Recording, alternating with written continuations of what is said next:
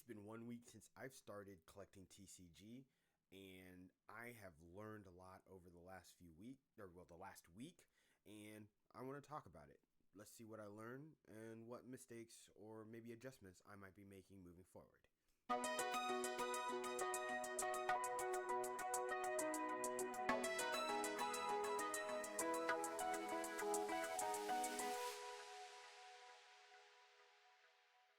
Hey everyone, welcome back. I'm Goddard with Even More About Nothing, and I've titled this part of the series in the YouTube channel called The Rookie Collector. I am in my first week of learning of what I want to do when it comes to collecting TCGs. So we're going to kind of break down, hopefully, a lot of this into some of my early first impressions of collecting, what I feel like I'm doing right, what I'm doing wrong, and the mistakes and adjustments I'm making along the way to hopefully be a better collector and have a bit more of a focus leading into different aspects of this.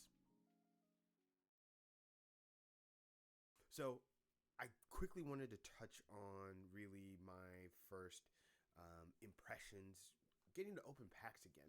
If you saw my first episode, well, not the first episode, but my second episode, I should say, was I got to open up a pack of One Piece and a pack of Pokemon.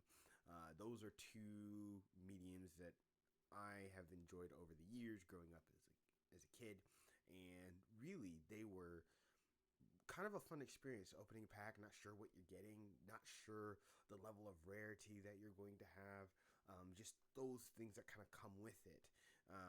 The artworks are very, very different from each other. They both looked very interesting, a little bit of intricate design on either sets of the cards that they presented a little differently.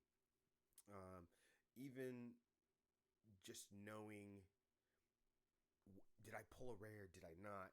Those things I will learn over time, but come to find out the alternate art of Sanji, didn't know that was a pretty good pull. So I'm actually now, in retrospect, a little excited about that I got an alternate art Sanji. And then on my first Pokemon pull, I think it was just an illustration rare, I believe. It's a Titan. I will plop a picture of the card actually right here, both cards right here, but I thought, oh, these are really cool, they're designed very differently, but little did I know that over my next few days that I pulled a really interesting card in the Sanji.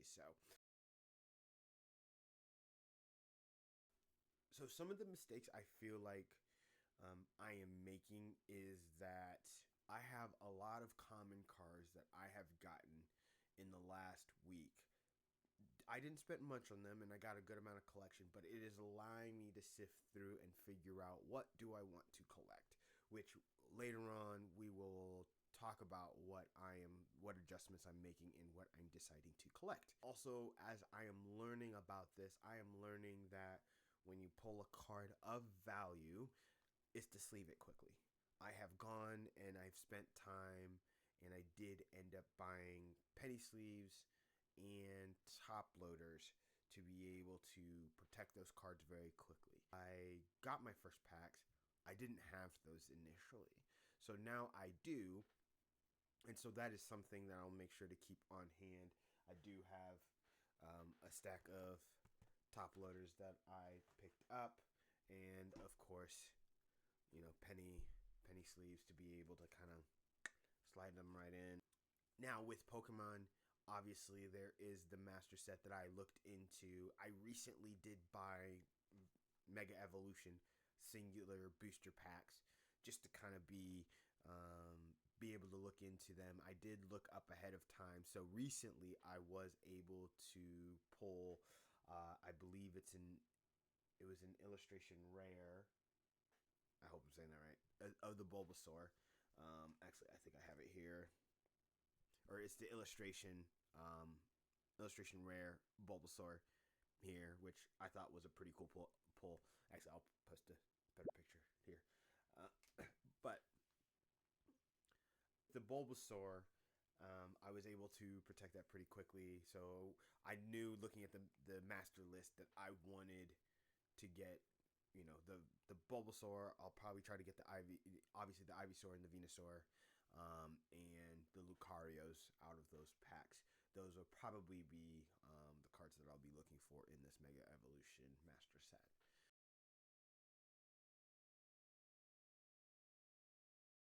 So what have I learned so far? Which I've touched on a little bit already. I've learned sleeving my cards. I have not been able to pick up a binder yet, which I probably should have done immediately. However, I do have sleeves and top loaders. So bare bones, basic level protection I do have, but I've got to figure out a new situation because I have a stack of cards on my desk that I have not been able to put away because I haven't found the right binder or the right storage bin. Next, I am coming at this with a budget now. Now that I kind of splurged on collection from somebody, I'm realizing that this hobby can get expensive. So I am limiting myself with a budget. A couple booster packs, maybe a week or even every couple weeks, will allow me to slowly build because I don't want to price myself out to spend so much money just chasing cards that, quite frankly, I don't necessarily need, but there are some cards that I do want to be able to find, and it has been fun to pull packs, and I've really, really enjoyed those because it's been really cool to see what is in these cards or are in these packs, the cards that I pull, and just even having, for me, my first illustration rare, or no, yeah, illustration rare pull has been really fun and really cool to see that, man, that is fun. And to know that I've pulled something that, first of all, the artwork is amazing. Absolutely incredible. I'm going in with this with a budget to really kind of lower my expectations and then kind of see maybe in a year's time, what does this look like after putting in $20 here, $20 there, once every a week to 2 weeks. My next steps right now are I've been to the local game shop that's here in town near me.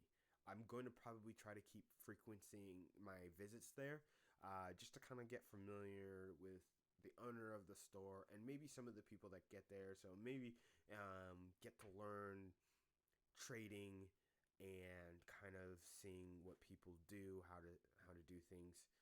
Secondly, is to get involved with actual game itself. Now, with Pokemon, I will be doing more of the collecting, but with One Piece, I'm really intrigued on how to play. So I'm hoping that at least in the next couple of weeks that I will get an opportunity to go to the local game shop and be able to play the One Piece game with other people that are currently playing it and learn a few tips and tricks and just kind of see more of the scene, learn to trade, so on and so forth. So I'm pretty excited about that. So that will be the game that I will physically be wanting to try, and hopefully you guys will follow along on the journey. In the meantime, tell me, when you first started your journey, did you guys jump all in, or did you guys have a set plan in mind of what you were trying to collect? Let me know in the comments. In the meantime, like, share, subscribe, and I will hopefully catch you guys